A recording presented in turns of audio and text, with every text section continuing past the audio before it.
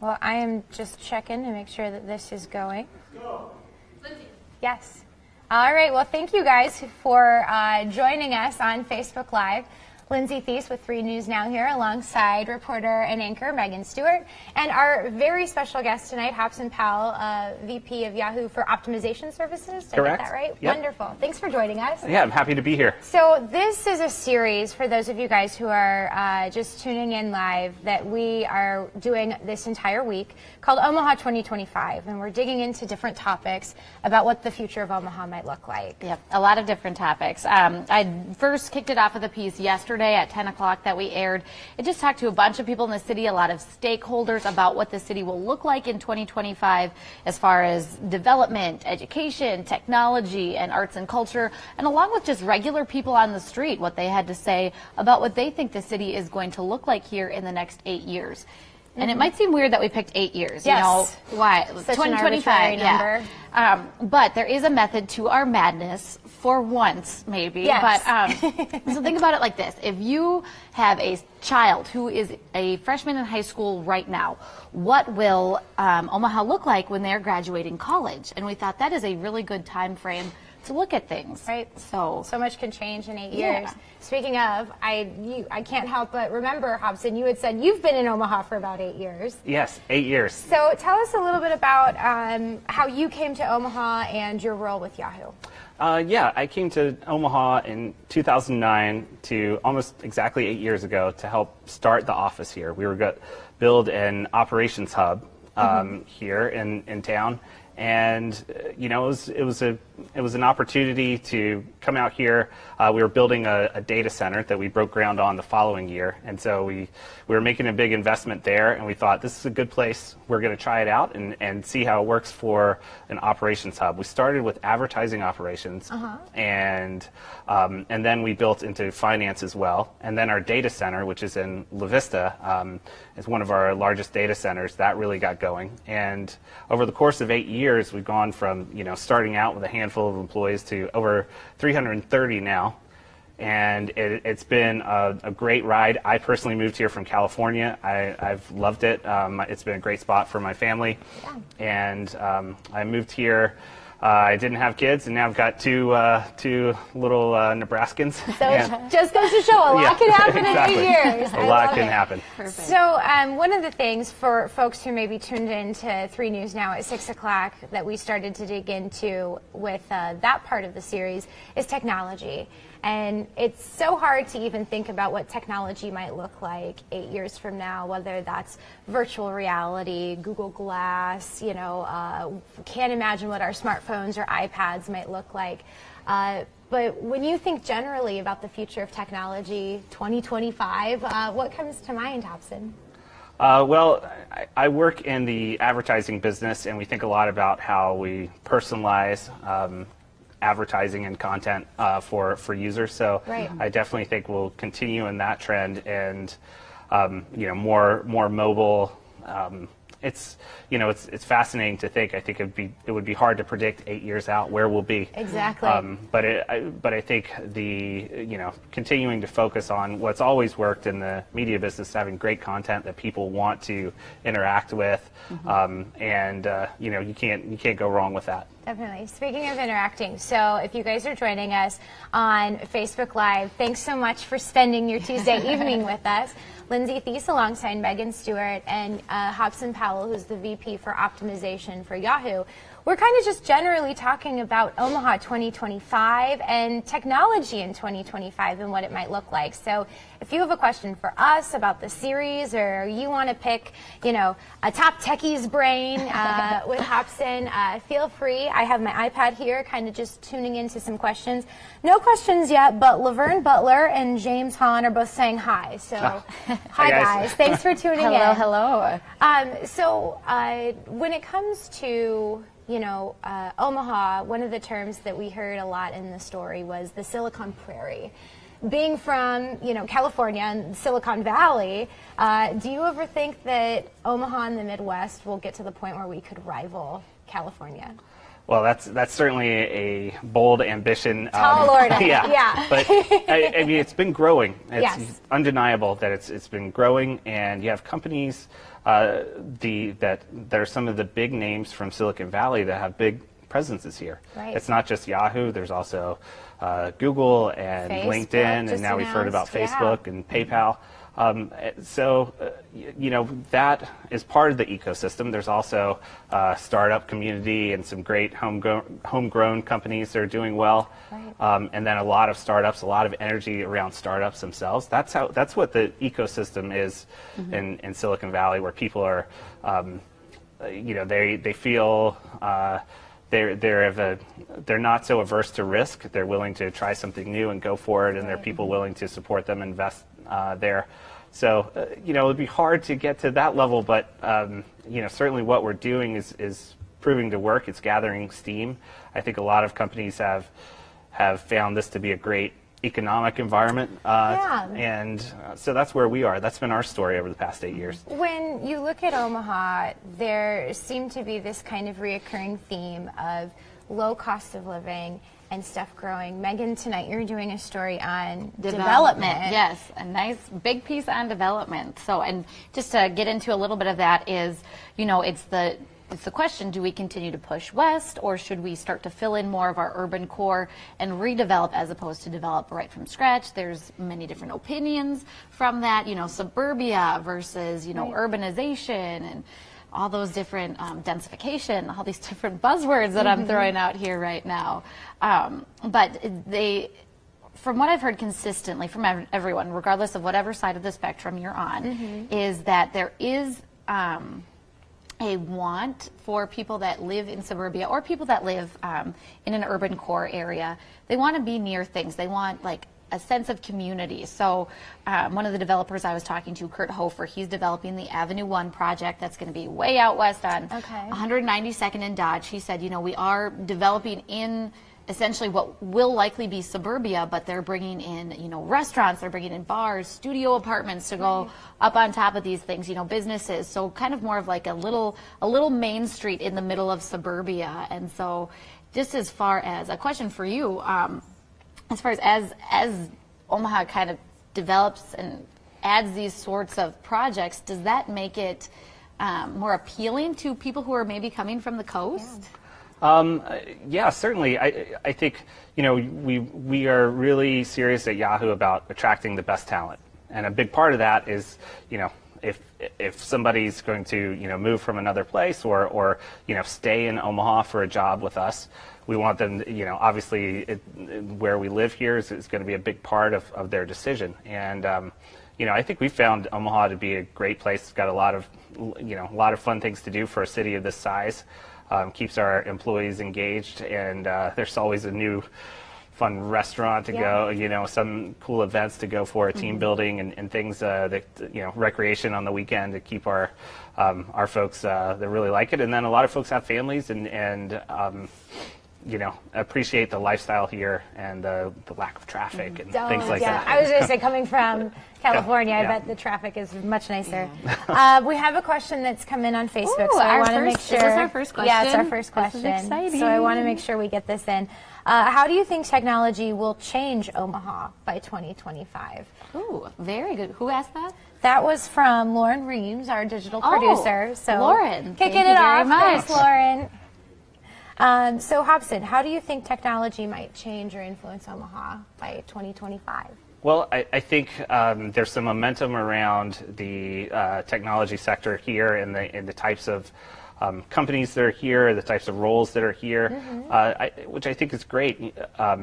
Like I said, you want to be able to attract talent, and the more that there's a whole ecosystem, not just one company here. Yeah. If you're talking to someone and there's just one place to work in their field here, there's only so high you can they go might. or grow. That's going to be more risk in their mind. But the fact that there's a whole ecosystem here certainly creates more opportunity for everyone. It benefits everyone. Absolutely. So do you think with all the investments that we've seen from these tech companies coming, Facebook, your company certainly, does that maybe catch the eye of other tech companies around the country? Well, it should. It should. You know, we've invested. You talk about investment. In the time we've been here, we've invested $450 million here, in between our operations office and our data center, and that's, you know, obviously very significant. It's good. Those types of things have a big impact when you add them up across more than just one company, and so that could, you know, that kind of thing could really spur all of these developments you just mentioned. You know, we'll give you that could be a place for our employees to live. Yeah, exactly. Yeah. One of the things that I always wonder is why Omaha? You know, Kansas City, you know, is much larger compared to our area. We're close to Denver. We're close to Chicago. What is it about Omaha that really stands out to companies like Yahoo, Facebook, Google, some of these large tech companies? Well, it's we're in a very competitive industry, and there's been a great environment here in terms of the economic development. Working with the state of Nebraska, tax incentives are important. Huge. They play crucial. a big role in it, and the state of Nebraska has been great about working with us, and you know, so that's a big part of it. That's a big part of it when you're trying to create value for your company. Definitely, definitely. Also, a workforce. I mean, the workforce is, from my perspective, it's such a big deal, and we found a great workforce. We started with maybe 100 employees in the first couple of years, and we just grew organically because people that were working with the teams here in Omaha, they learned there's some great folks. I love that team out there, and then suddenly we would add a few here, add a few there. It wasn't just a big fell swoop. We're going to add another 200 people. It really happened organically over the 8 years I've been here. It's been fun. As far as the company, do you find that you're able to not just recruit members of the workforce from other Yahoo offices, but from right here in town as well? Oh yeah, primarily almost everybody in the office is from, we're recruiting them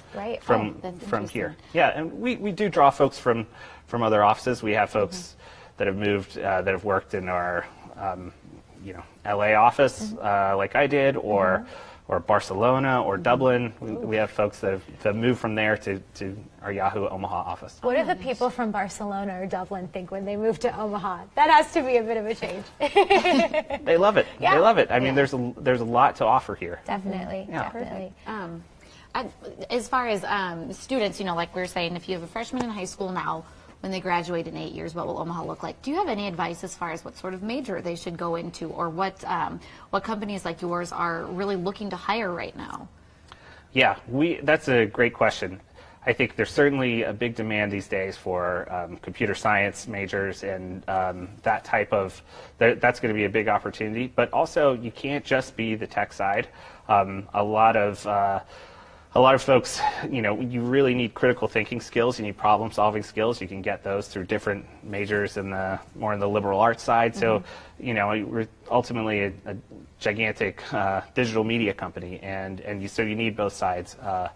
So I think there's what we really look for is people that are hungry to work hard. They have problem-solving skills. They're resilient.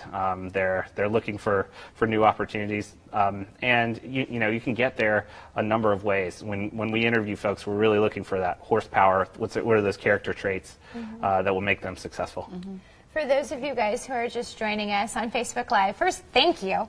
Lindsay Thies here alongside Megan Stewart, both with 3 News Now. And then to our other side, Hobson Powell is the VP for Optimization Services for Yahoo here in town. And we're talking just kind of generally about the future of Omaha in 2025, but specifically about technology. We had a story as part of this entire series that we're doing this week looking at Omaha 2025 and what it might look like when your now high school freshmen will look like when they graduate college. So kind of taking a look at certain things, what are some challenges that face Omaha over the next 8 years in the technology sector? Well, that's a good one. I think we are, like we said, we're in a competitive industry, and there are big changes to I don't know. That's a tough one. I mean, I think we'll all have to be extremely adaptable. I think one of the benefits of the tech companies here, they have built into their DNA that things are always changing. So the presence is here of Yahoo and other some of the ones we mentioned. I think we'll be adaptable and roll with those changes. But yeah, you can't predict how things are going to play out. It's a tough one. Yeah. If we had a crystal ball, we would be in a different business instead of the news. Well, maybe. No, I'm just kidding. So, just as far as being in the middle of the country as opposed to being on the West Coast, is that at all, or does globalization make it, not a big deal at all? Is that at all a disadvantage that you see? No, in fact, that could be an advantage. We work with our office, our hub here is working with our advertising clients and our sales teams that are in New York and Boston and Chicago and LA and San Francisco, and even all around the world. And so we are being central to the United States has certainly helped us, and we can get there to those offices easily. So that hasn't been a problem. That's been a good thing. And those folks come in, by the way, all the time to visit this office, and so it's good being in the middle of the country for that reason. Do you find that there's a little bit of a misperception? We started off the piece today with Flyover Country, but really businesses are landing here. Is this kind of presumed in the greater tech world as just flyover land? No, I think there really is starting to be a reputation when you have the companies that are here, and then the startups that are doing well, and that whole community. Events like Big Omaha, it brings a lot of people to town. Right. It creates a good brand for the Silicon Prairie. Definitely. And I think when people come in when they've never been to Omaha before, I think some of them, if they don't know about it, they may have low expectations, but they get here, they love it, they're always impressed. We entertain folks and take them out to dinner and all the great spots we have locally, and they're always like, "Wow, what a cool town!" Yeah, what a hidden gem. Do you ever have to explain where Omaha is? I went to school at Arizona State, so a lot of people from the West Coast go to Arizona State, and I'm from Minnesota, so people would always ask me, "Where's Minnesota?" Do you ever have to explain where Omaha is? Absolutely, especially internationally. Now, where's Omaha? And just say, point to the middle of the United States, and that's where we are. As we talk about tech in the future, and you had mentioned Big Omaha and what a big deal it is here. I'd be remiss if I didn't mention it's Startup Week. This week in Omaha. Actually, this evening is the Silicon Prairie Awards for a lot of the local tech companies in here. How important is it to have a nice mix of these big names, Yahoo, Facebook, Google, alongside smaller startup tech companies like Buildertrend, like Huddle, like BuluBox, things like that in the area? Yeah, I think that's what creates that really healthy ecosystem. I mean, you'll have employees that go from one place to another and take a little bit of what they learn from one culture and move around. And that's the story of Silicon Valley. A lot of people that came from PayPal went on to start really incredible companies like Tesla and things like that. So that's just going to help the whole ecosystem. And that's sort of the big picture. And I credit to the folks at Silicon Prairie News and Big Omaha and AIM Institute that have really tried to develop and foster that community here, because that makes the connections and help tell that story. I'm glad you mentioned the AIM Institute, because we interviewed Victoria Novak, who is with Strategic Partnerships in AIMS, in our story. If you guys are watching and you're not familiar with AIM, it's this nonprofit in town that really has a big mission.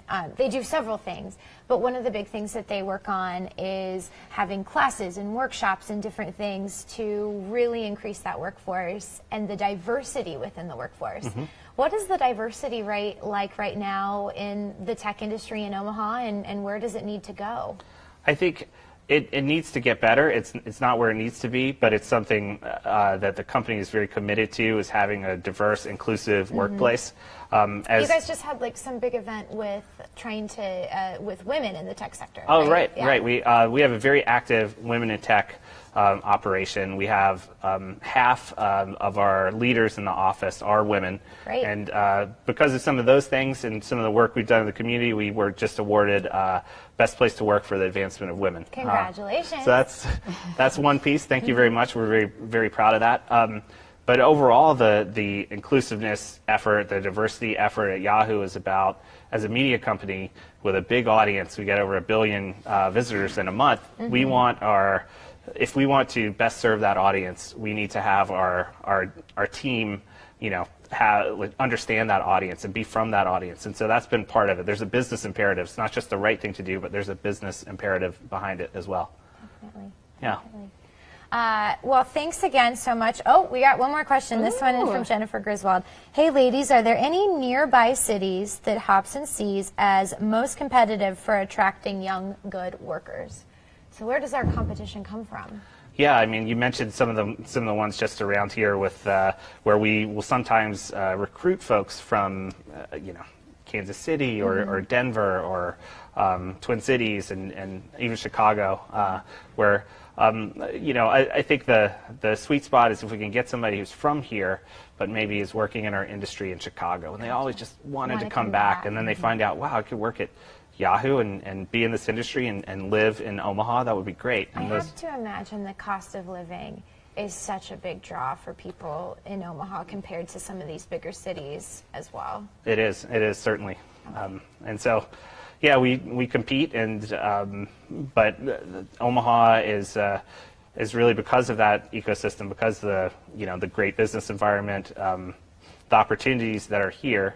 We've been fortunate so far, and we've invested a lot here, and we continue to do so. Fantastic. Perfect. Fantastic. Yeah. Well, this just about wraps up our Facebook Live. I will, though, if there's anything else when we look towards the future of technology in 2025, whether it's you personally, Hobson, or on behalf of Yahoo, any kind of final words you'd like to leave our viewers with? Well, I think it will be here before we know it, and a lot of the change will come incrementally, and just the way they have over the past 8 years, and then you realize, wow, I'm on my mobile device all the time. This is a part of me. Those are so it's really hard to predict where we'll be in 8 years from now. But I know that really what it comes down to, the companies that are successful are the companies that understand their consumers and what their users want, and that's what we're trying to do at Yahoo, trying to make sure we have a great brand for our end users to continue to enjoy. Thank you. Well, it'll be exciting to see where we are 8 years from now. Yeah, all right, we'll have to have you back in 8 years just Definitely. to kind of wrap up. We'll play this exact Facebook Live, and will we'll be. say, See how and we'll say, great okay, and how'd you different do? we look. Yeah. Exactly. It will be in virtual reality. Exactly. At that point. Oh, yeah, that's Yeah. right. We'll be, yeah. Wow. Wonderful. So much to think about. Well, Yeah. thank you so much again. Oh, yeah. Really appreciate it. Again, tell all your friends, share this on Facebook. We're going to put this up along with all of the extended interviews from this entire series this week that we're doing. And we're looking into topics like education, arts and culture, development, and, like you heard just now, technology. Thank you guys so much for joining us. Oh, one quick thing. We Yes. will be back here tomorrow, right? Tomorrow at 6:30, right here, Facebook Live. We will be back with another guest. Yes, actually, we have kind of a little bit of a mini panel. We're digging into education, and we'll be talking to a couple of different educators, a woman from Omaha Public Schools Virtual School, so kind of taking technology and education together, and another educator from District 66. So, Hobson, again, thank you so much for joining us. Yeah, appreciate it. Thank you both. Wonderful. Thank you, guys. We'll see you very soon.